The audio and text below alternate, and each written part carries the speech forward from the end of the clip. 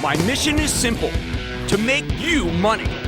I'm here to level the playing field for all investors. There's always a bull market somewhere, and I promise to help you find it. Mad Money starts now.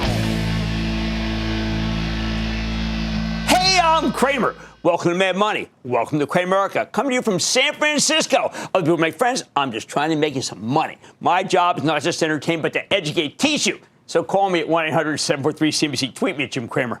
How did we get to this bizarre dichotomy between tech stocks and pretty much everything else, where the two groups now almost always seem to move in opposite directions? Tech today, where the Dow Jones Industrial Average gained 228 points, S&P advanced 0.13%, but the Nasdaq, with all that tech in it, dropped a bomb. Yeah, it fell 0.52%. How could there be such a schism? It's because there's not enough money coming in from the sidelines. So these big institutions have to swap out of one group if they want to buy stock in another. Yet this action it's nothing to do with the fundamentals. It's not about the news. It's about pure market mechanics. When stocks are already red hot, it's hard to attract new capital from the sidelines, especially when you can get a cozy 4% return for doing nothing. So either tech wins or everything else wins, but there's not enough cash for both of them to win at the same time. So what happens? We get winners and losers, not big winners and smaller winners, as you would normally expect on an up day like today. This is all against the backdrop of the big question. Will the Fed cut rates by 25 basis points or 50 when it meets on Wednesday? Now, you know me. I try to refrain from this parlor game of guessing the Fed's next move based on the strength of the economy. Last week, when the Wall Street Journal indicated the Fed may actually be leaning toward 50 basis points, we got this great migration, though, into the cyclicals, especially anything related to housing. Of course, last week, there was just enough good news to propel the entire market, which is why it was the best week of the year. Hey, don't forget, we had major gains in tech because Larry Ellison, the founder of Oracle, reported earnings last Monday and said that his company had 162 data centers, still need another 1,000, maybe 2,000. Then on Wednesday, NVIDIA's Jensen Huang spoke as part of a Goldman Sachs fireside chat, talking about how hard it is to allocate his best chips because everybody wants some. Sure enough, the next day, at an Oracle analyst meeting, Larry Ellison again told the story of a recent dinner he had with Jensen and Elon Musk, which he described as him and Musk begging Jensen for GPUs. Of course, that's NVIDIA's product. Now, you might think these high-quality problems with overwhelming demand could continue to resonate in today's session, but then you'd be really wrong. The big winners today were the cyclical stocks, including housing. We also had some solid performance in the banks and a good return from the consumer products companies, something that's not supposed to happen when the Fed's cutting rates. But all of tech, save Oracle, again from last week, IBM and Intel, which has some good news about a partnership with Amazon after the close, stagnated or fell flat on their faces. Which leads me to this newfound great divide between tech and non-tech, because that's how this market seems to be trading. It's a big reason why I'm out here in Silicon Valley this week. Today, we saw a market that doesn't believe in AI, or tech in general, for that matter. It's a market that believes a 50 basis point rate cut will shift money from semiconductors to housing and anything housing related, and people want to get ahead of that. Today, the winners broadened out. The healthcare stocks got jiggy, retailers were, consumer packaged goods companies outperformed, even the much maligned oils are rallying. It's crazy. Healthcare and consumer products should be selling off when the cyclicals were, but that's not what's happening because it's ABT. No, I'm not talking about the symbol for Abbott Labs, for heaven's sake. ABT means anything but tech, and that's what today's market was about. Oh, the implications are pretty stark, people. Market commentators call this a rotation, but that understates what's really happening here because the move is so vicious and devoid of realism. The market's action is dictating what we do. For example, we know that the principal beneficiaries of rate cuts, namely the housing stocks, roared today. This is the second day these stocks jumped because mortgage rates continue to plummet. That's how Lennar, Toll, and Horton can all hit highs. Makes sense. Day one last Friday, we had enough money to go around. That's why today the Dow, bereft of a lot of tech, could hit all-time high levels. But today, day two, was also zero-sum. The money poured out of, say, Apple, on word from a select few firms that the weekend's pre-orders for the new iPhone 16 were anemic. More on that later. All you need to know is it caused an eruption of selling in anything connected to Apple, including Broadcom and ARM Holdings. Hey, we got them on tonight. Let's see what they have to say. The weakness in the Magnificent Seven was palpable, led by NVIDIA, which came back down after last week's miraculous run. The thing is, it's not that Wall Street's turning against tech. It's just that there's not enough money coming in. So if fund managers want to buy something new, they're selling their biggest winners to raise money. and the biggest winners are in tech. Money's coming out of these stocks like a dam breaking, with newfound river flowing into beaten down stocks like Whirlpool, off 17% for the year, Ulta off 20%. Both stocks were up huge today. Again, this is just the mechanics of money management speaking. There's nothing wrong with tech. As you will hear later from ARM, I think you can tell. Very good story. This is incredible. Hey, by the way, I think you're going to hear good things from Broadcom. Business is simply booming, massive upside. Micron, which was down awfully today, is having a tremendous moment. Semiconductors and PC sales are bottoming, while high bandwidth AI chips sales are soaring. Now, we don't know if Apple's new iPhone 16 is a hit. You can't even buy one until Friday, for heaven's sake. But early reports of weak pre-orders, stories I doubt, are causing the stock to get slammed because money managers need to raise cash to position themselves for the Fed meeting. Apple shares are being sold to fund buys in the Whirlpools and the Ultas. And yes, NVIDIA, that stock's still struggling since that last earnings report. NVIDIA's doing better than ever, but it doesn't matter. NVIDIA's like the rest of tech. Almost all these stocks are just share donors to the rest of the market. So look, that's descriptive. What happens next? Look, we are at a difficult juncture. Traders, not investors, but big institutional traders, are the ones in the driver's seat. They're making the prices that you see. As long as we expected only a 25 basis point cut, there was a decent amount of money being allocated to both groups, tech and non-tech. But the 50 basis point cut shatter, that tipped the scales out of tech and into all sorts of stocks that will get clobbered if the Fed doesn't deliver on a double rate cut. If that's the case, the Fed only cuts by a quarter of a point, then we're going to have a wholesale shift back to those companies that don't need a double rate cut to thrive. Most of the high-profile techs don't need the double rate cut. They don't need a single rate cut. So the money should flow back into tech after this initial sell-off that we're probably going to get when the Fed talks about 25. So what are you supposed to do? I think it's simple. I know it's boring. I want you to sit on your hands. There's so much hot money coming out of tech and into non-tech. I don't want you to get in the way of that, because without a half-point cut, I'd say that the non-tech part of the stock market will have suddenly become overvalued. Why am I so circumspect about this moment? Simple. Because nothing's really happening, say the launch of the iPhone 16, which doesn't technically happen until the 20th. Yet it's already considered a bust. Yeah, thanks a lot. Bottom line. If we only get a quarter-point cut, all of that money that came into non-tech, hoping for immediate better times, it flows right back to where it came from. The tech stocks that got sold today. It's silly. It's infantile. It's confusing. It's a total impenetrable mess unless you've seen it before. Take it from a grizzled veteran. Don't try to chase this move. It's not worth it. You will just be frittering away your hard-earned cash. Let's take calls. Let's start with Nick in California. Nick. Hey, Jim, long-time listener, first-time caller.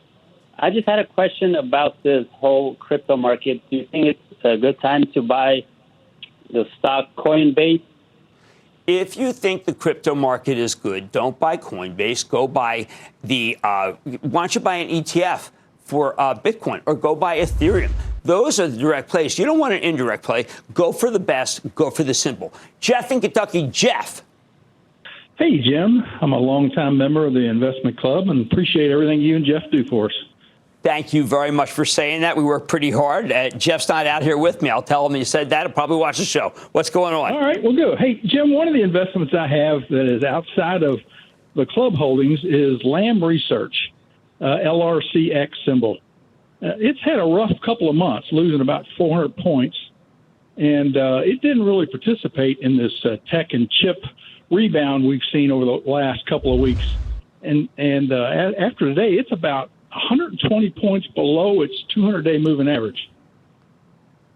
Jeff, I got to tell you, I think Lam is dramatically oversold. I think it could be a coiled spring. Maybe it has 50 down, but I think it'd have 200 up. I agree with you, and I know the company for a very long time, certainly more than the traders who are dumping it right now. So anyway, don't try to chase this move out of tech, please. I've seen this kind of thing before. It's just not worth your effort. It will just involve you churning your dollars and losing money. On Mad tonight, I'm kicking off my week on the West Coast with Broadcom's top brass. They hardly ever talk. After a big bounce back last week, I'm getting a better read on where the stock stands in the AI space. Then Elf Beauty's report sent the stocks lower, despite a top and bottom line beat. So you're getting a real opportunity to buy this great beauty company again at a bargain. I'm taking a closer look at the CEO. And later, I've got a exclusive with ARM Holdings on the heels of its 1-year IPO anniversary. So stay with Cramer.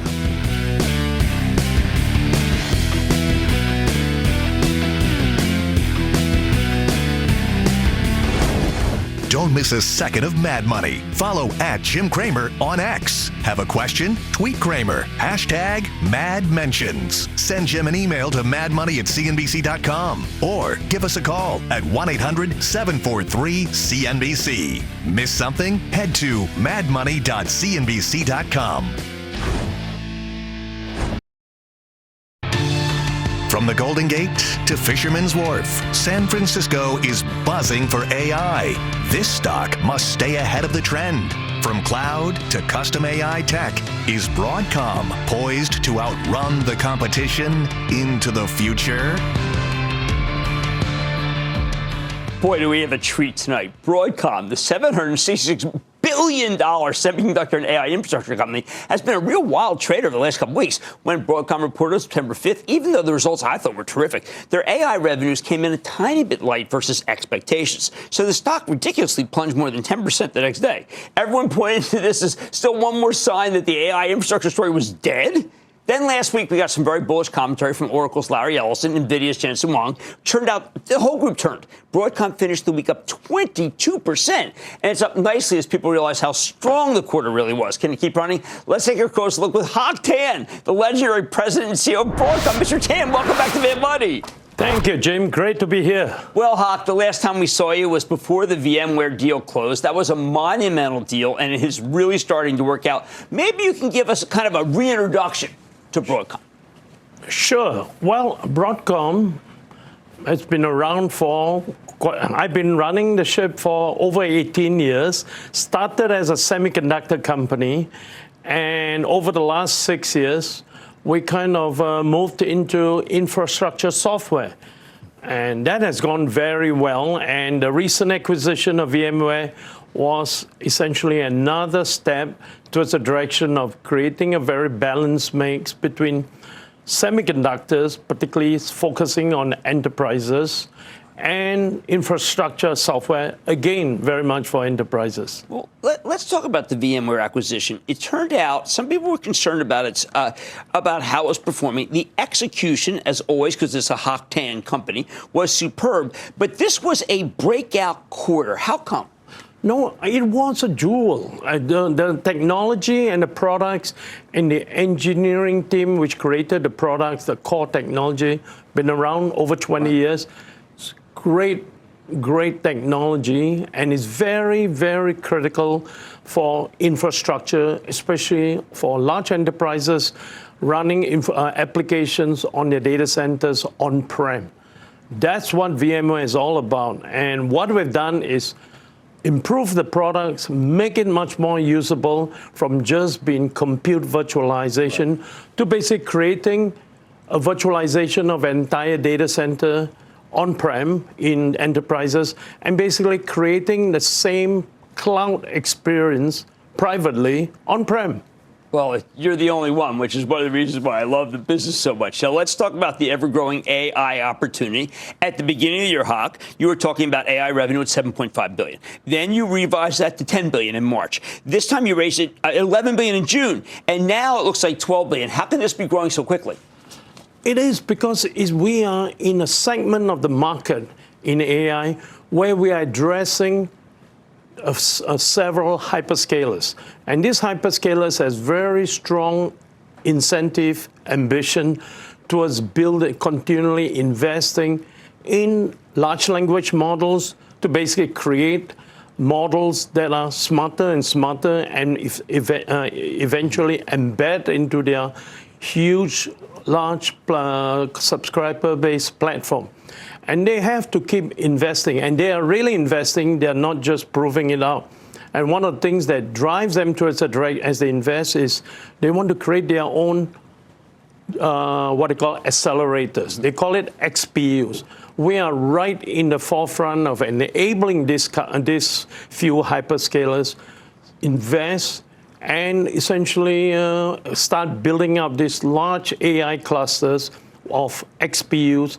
And this is a roadmap over the next 3 to 5 years. This is not a one-year phenomenon as we see it. It's a journey for these guys, but it's a very urgent journey, and it's a huge opportunity. I'm glad you talk about it being a longer term, because some of the analysts were caught up with the idea that maybe it's slowing, perhaps because they didn't realize that one customer may have asking for a little more customization, because this stuff is really dependent upon you. They can't just go. It's not a commodity what you're doing.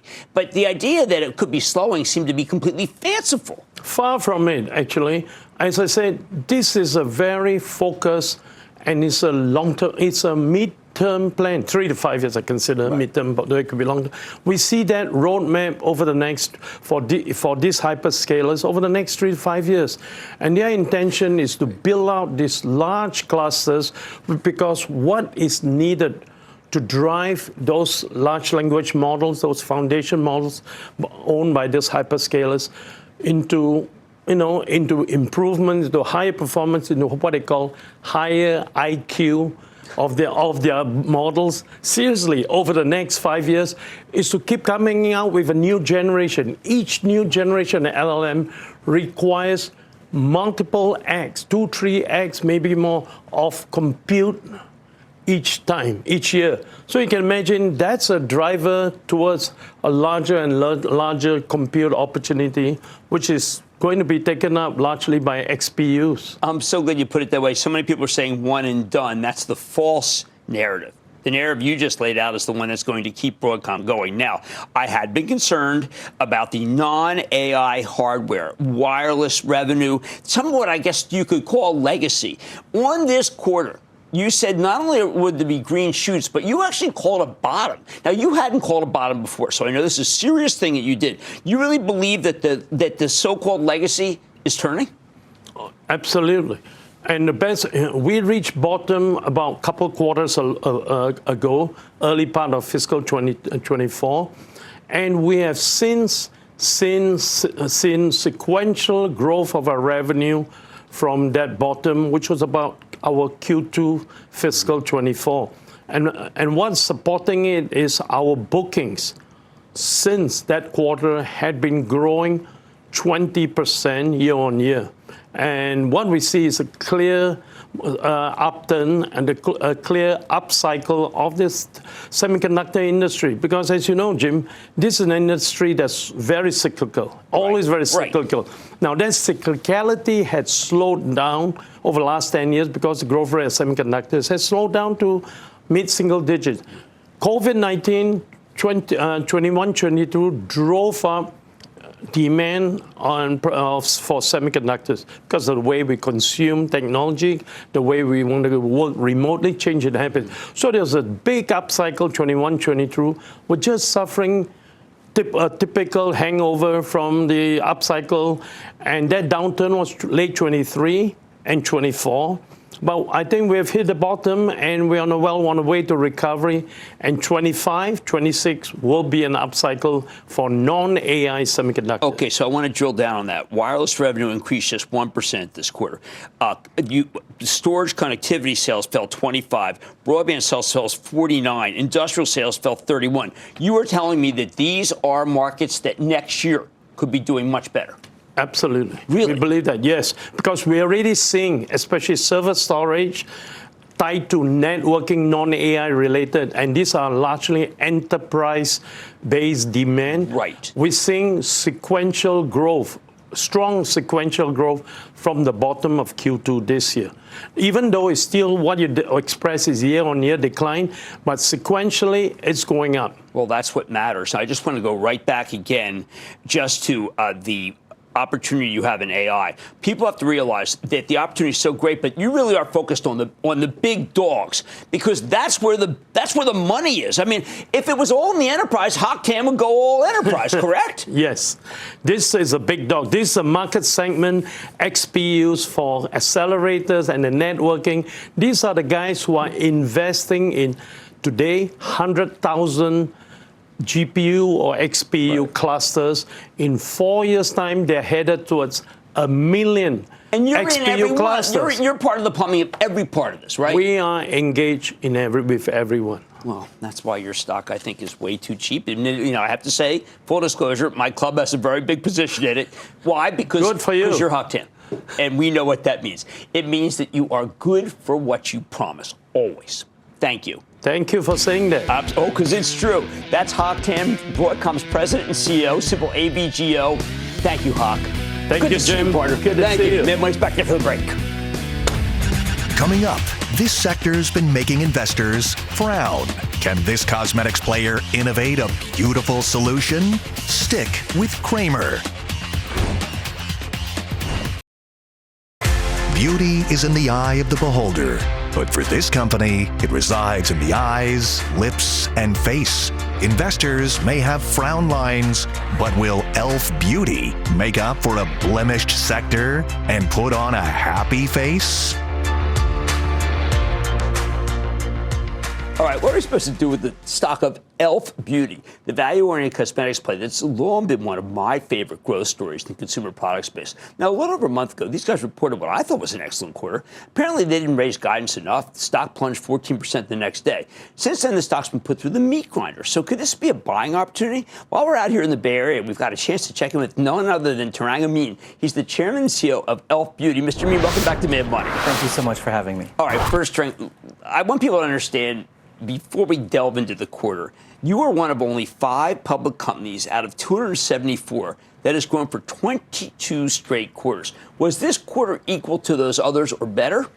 Well, this quarter we grew our net sales 50%, and just as importantly, it's not just 22 consecutive quarters of net sales growth, it's also 22 consecutive quarters of market share growth. So we feel great about our business. Okay, that's important because a lot of people feel that the category has gotten very tough. We've seen basically the collapse of Estee Lauder. Even since I saw you last, we've seen Ulta have a hard time. We're not sure how Sephora is doing in Kohl's, but we know Kohl's isn't doing that well. Is that bringing down the whole group and therefore maybe bringing down your stock? Well, certainly we've seen some softness in the category. I think last quarter the category is down 1%. It's down 6% right now. Right. But the good news for us is we continue to build market share even with the category being down. Just in this last period, we grew over 200 basis points a share, and that's on top of over 300 basis points last year. So we're really focused on the long-term share potential. All right, so let's focus on that so people understand. Let's take a store like Target. I would presume then what you're saying is that you've actually taken shelf space during this period. Well, we've definitely grown our share at Target. We're now their #1 brand for 6 consecutive quarters with over 20% of their entire category. And the reason why that's important is Target was our first national retail customer. So as others try to catch up, we feel really confident that over time we can be the #1 brand. Nationally right now, we're the #2 brand, just having passed L'Oréal Paris. And we definitely see #1 in our sights, and that's what we're focused on. Now, is some of that because you've been able to have manufacturers that agree with you and been able to come underneath, or did the other guys just raise their price too much, Durant?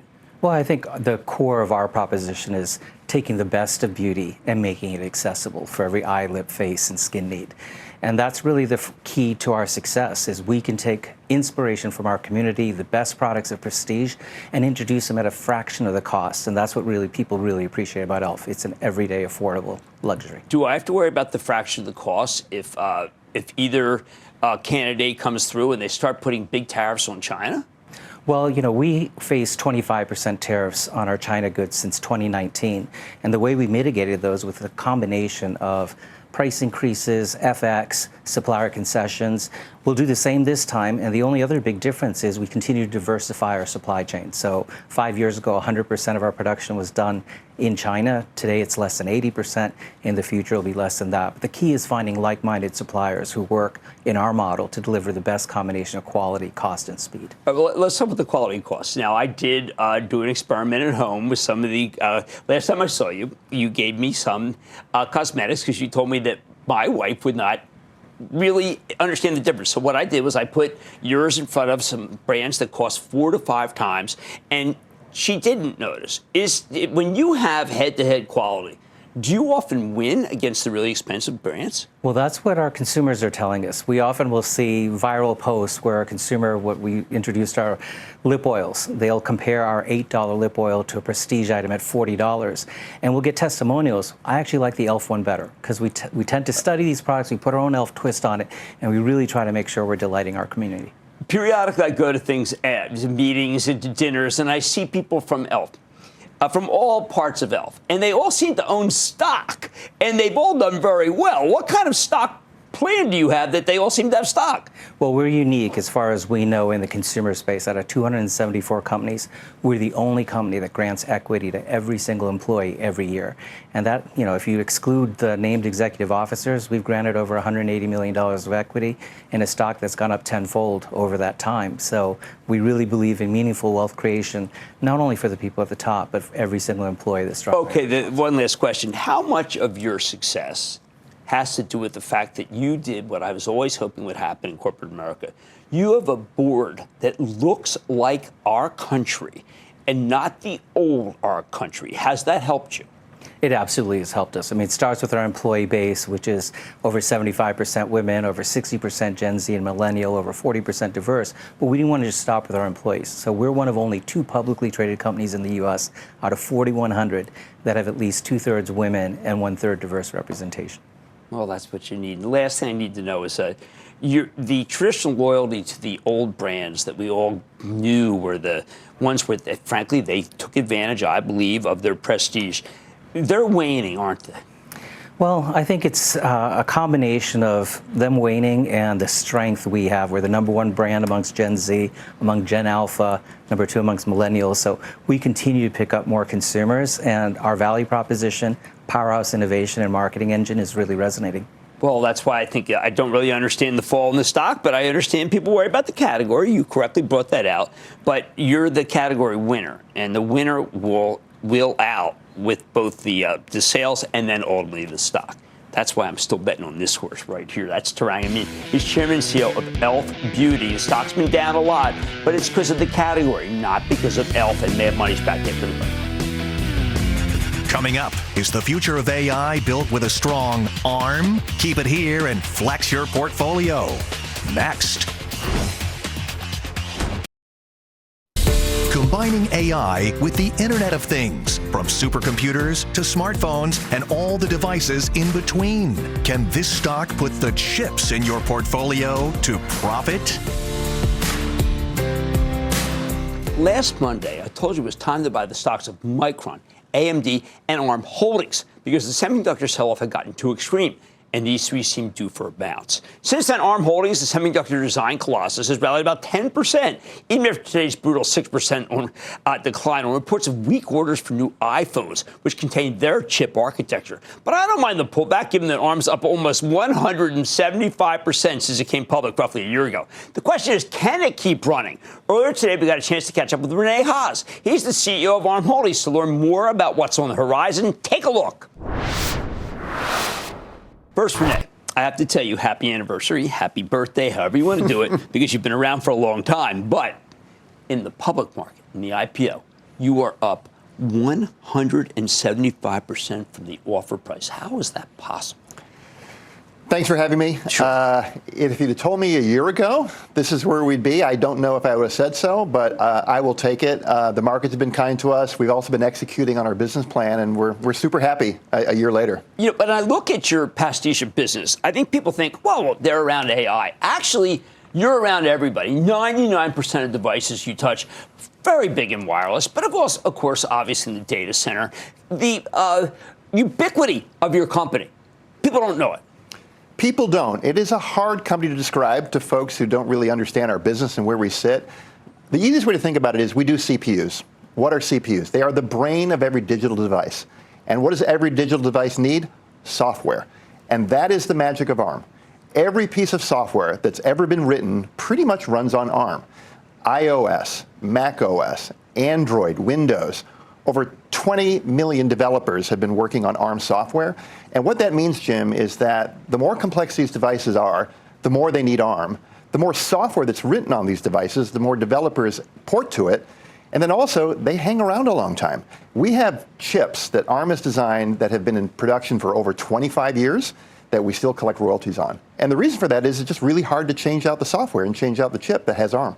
Now, you are also very important in the data center, very important in terms of what's mentioned for NVIDIA, because you're part of the plumbing that is that has higher value. and you can pretty much dominate in this area.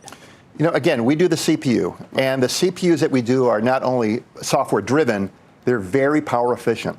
So what's happening inside the data center with AI? You're building giant data centers, running these big AI workloads. You need the lowest power processor to do this. That's where ARM fits in. So we've had a lot of great design wins in the last number of years in the data center. Microsoft, Amazon, Google. But now NVIDIA is also on board with their Grace Blackwell chip that also uses ARM. So as a result, we're seeing really growth in the data center faster than we had actually expected. All right, let's drill down on that. I think people, they understand that heat is an issue. They understand that power is an issue. So what everyone's trying to do is get more power and less heat. That's you. That's us, yes. I mean, when you build a new data center, what do you need to do? You need more power. You don't want to spend as much money. And you need lower cost and more efficient processors. That's where we fit in. So, Jim, we have gained a lot of market share in the data center. As I said, these AI workloads that require a huge amount of compute, that's a great place for ARM. And again, all of the software for these data centers has now moved to ARM. So it's only upside from here for us. All right, so let's go to where you don't penetrate that I think you're going to have amazing success in. You were talking about numbers, and the analysts are skeptical.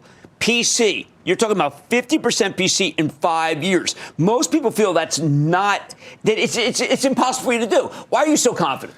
So one major PC platform, the Mac, has moved to ARM 100%. Right. And the compelling value there is around battery life. You're talking 10 hours, 15 hours, 20 hours of battery life because they're running on ARM, the platform behind the mobile phone. Now, fast forward to PCs. You've got first-class chips out there in the marketplace now that are competitive with Apple. And then in a few years, you'll have multiple vendors. So it's really going to be a growth area for us. Now, but that would also mean that somebody is displaced, and I would have to believe that is Intel. You know, x86, which is Intel and also AMD, that's the battle against ARM. Right. Where ARM benefits is obviously low power, efficiency, but also multiple vendors. So after Qualcomm, there'll be some more vendors out in the next few years. And then I think it's really game on. You'll have all kinds of price points, SKUs, which will be great for consumers. All right. Now, I know that you've been, let's say, partners with Qualcomm, but I also know there's a lawsuit, and the lawsuit is supposed to begin in December. Where are we with that? December. That's what we're moving towards. And not much more I can say, but that's what we're heading towards. All right. Now, fill me in on what the world would have looked like had NVIDIA been able to buy you. Gosh, I mean, it was a really interesting time already. Maybe. And you're from it. People should know that you have great relationship with NVIDIA. Great relationship with NVIDIA. Used to work there. Right. Jensen was my boss. Learned a lot from him. NVIDIA's a great company. Did he ever just come up to you and say, what are you working on? And if you didn't like what you said, dismiss you? A lot of stories we can talk about there with Jensen. But he's brilliant. I learned so much from Jensen. But the fascinating thing about that acquisition was, at the time, ARM was a little bit north of $2 billion. Right. NVIDIA was a $25 billion company, not nearly as large as they are now. So on one level, you might look at this and say, gosh, what's to see here? Big company by small company. The amount of opposition that took place around the world with regulators, whether it was the US, whether it was Europe, the UK, but more importantly, virtually every partner in the world was against it, which I think underscores just how important company we are and were at the time. People were really opposed to it because they just felt, gosh, if this was to happen, it wouldn't be a good thing for the industry. For me personally, for the company, I'm glad how it worked out. There's a lot of great opportunity for ARM going forward, and I'm pleased. Well, okay, so let's figure that out. In other words, people at home should understand that you are so important to the firmament that no one wanted you to combine all these different companies because you'd be too powerful, because on your own, you have a lot of power in the industry. I'd like to think so, and again, it goes back to software. It goes back to software, Jim. Okay. The software is the magic, because if you go back 40 years ago, there wasn't a lot of software written for hardware. It was very, very small. In the 1990s, when the PCs started to grow, cloud started to grow, the internet started to grow, then mobile phones, which is why you saw the software industry start to grow. Why did software become so important? Because now you have these powerful platforms. Well, fast forward, and I think you mentioned this on one of your shows, that software versus hardware. Right. All the investments that were made in the last 20 years about all these software platforms, they all run on ARM, right, which is great for ARM because we now have the benefit of every major application in every major vertical with every major operating system. It runs on ARM. And that didn't happen last year. It didn't happen the last 5 years. That's over 20 to 30 years since ARM has been incepted. So yes, I think we're in a great place going forward. And I think it's only going to get better because. Right. Well, but people have to understand, when you get in, that means a big royalty system, like you said in the 90s, nice royalty stream. And now that you're in more of Apple, I have to believe that Apple, particularly the 16, these could all be a bonanza for you. Apple's a great partner. And yes, I think the new stuff that they introduced is just amazing. You look at iPhone 16 Pro Max. Have you used it? Is it great? I've seen the demos. They are amazing. Right. There's a lot going on with Apple Intelligence. Right. And that's just, again, it's just the beginning of inference, which is basically running these AI models on these edge devices. And we're just at the very beginning. And I think one of the benefits, again, for ARM is that many of the devices that were designed to run these AI software models were designed years before the software was even invented. Take Llama, right? Llama was not invented 2 years ago. Talking Meta at this point. Meta, but yet the phones that need to run Llama, those chips were designed 2 years ago. So what are we seeing? We're seeing people scrambling to design new chips faster with more compute capability to run these models. And they're going to run on ARM, which is a great thing. Well, I've got to tell you, the ubiquity that your company has and the work that you've done makes it so. I see when when your stock's down 8. I mean, tell me about it. It's not like you're having a bad day at ARM if the stock's down 8, right? It's just consistent. We are not a day-to-day company. Yes. We're not a quarter-to-quarter company. We're a year-to-year. A decade to decade. I mean, these platforms, Jim, they take decades. They take decades for the software to be developed and optimized. So the way to look at ARM is, look, we're everywhere. Right. And then when you add AI, which is going to be everywhere, right. AI, whether it's generative AI or inference, is going to be on every device on the planet. And those devices will all run on ARM. So we think about the world in 5 to 10 year blocks, not what the stock is today. I wish there were more people like you and more companies like you. That's Renee Haas, ARM Holdings CEO. Renee, it's great to see you. Thank you so much for coming on Mad Money. Thank you. We'll be right back. Coming up, hit us with your best shot. An electrified fast fire lightning round is next.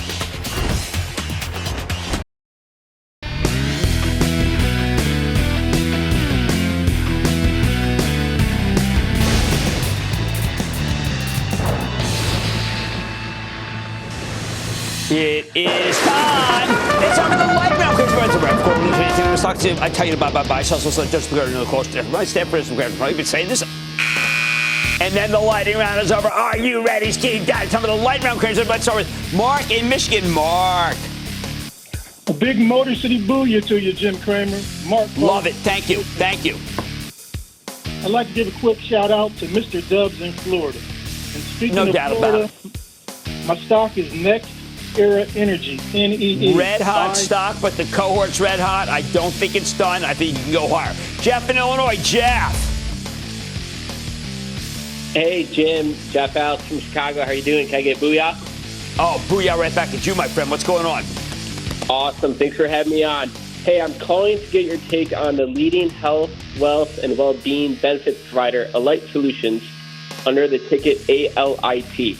Thank you. Okay, I want to see that company actually make money before I opine on it. It has not been able to do so far. Let's go to Sonny in Massachusetts. Sonny.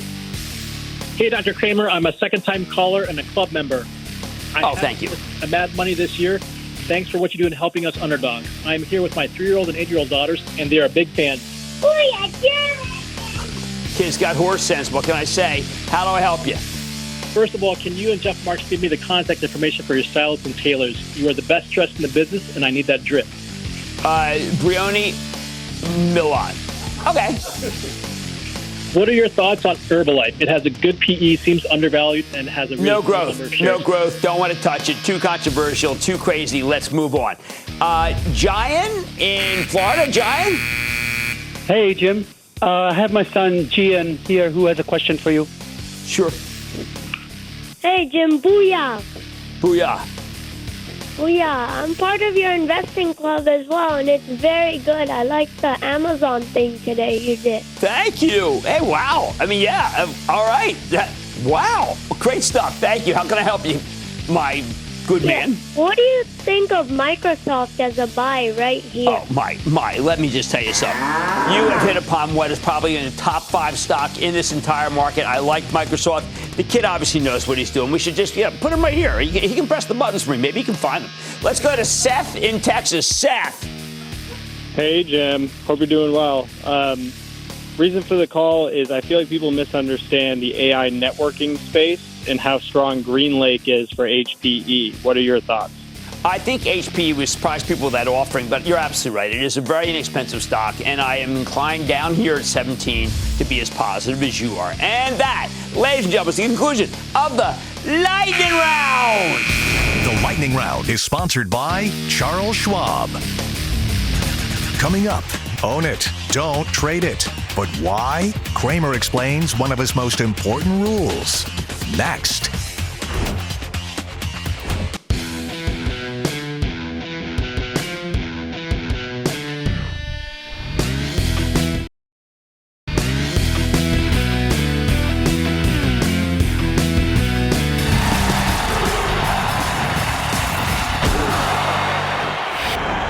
People often ask me why I always say you should own Apple, don't trade it.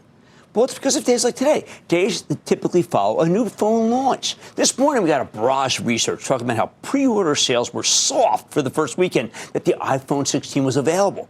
Typical of the research, we got a JP Morgan product availability tracker titled, quote, consumer preference for Pro models continues, although Pro models starting off modestly slower versus last year, end quote. Modestly slower? Oh, no. Or how about Bank of America? Early pre-order data ship dates are extending, but slower than prior years. Slower than that last year's orders. Is that cause for concern? The answer, only if you let it be. Listen, every time Apple launches a new phone, we get these kinds of surveys. They're almost never encouraging, and the weakness quickly spreads to Apple suppliers, companies like Qualcomm, ARM Holdings, which we had on earlier. Every time this research inspires panic, especially when other parts of the market are roaring. So people end up selling Apple at this point, as they did today, with the stock falling 6 points. And that's why people miss the next big move. Look, I'm not against up-to-the-minute research for Apple. It's fine. There are always people looking to trade on numbers involving iPhone Max sales, Pro format. There will always be people who want to speculate on China sales. There will always be those who look at early component orders to find signs of softness. Hey, I'm still waiting on that bit of news. But we did get some negative pricing data from Australia and India, with the iPhone selling at a discount to the last launch. There's some new negativity. However, let me give you my own sense of things.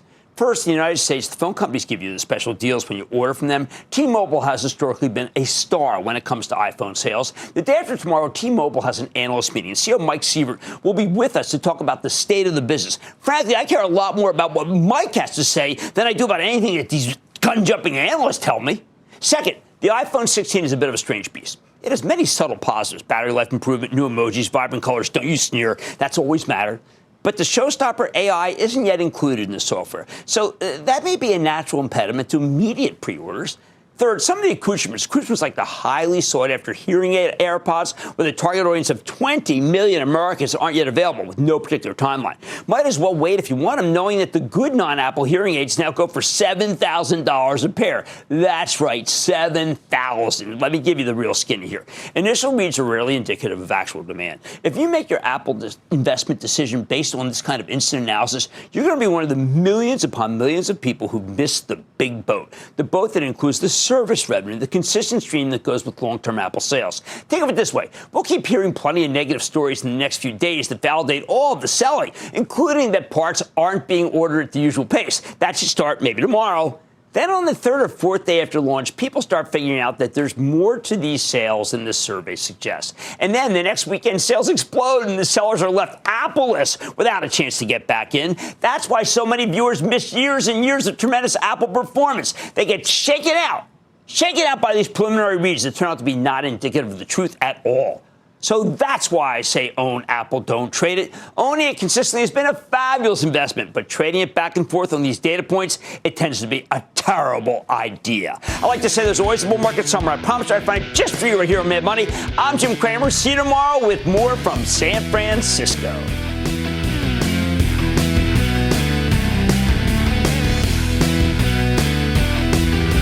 All opinions expressed by Jim Cramer on this podcast are solely Cramer's opinions and do not reflect the opinions of CNBC, NBC Universal, or their parent company or affiliates, and may have been previously disseminated by Cramer on television, radio, internet, or another medium.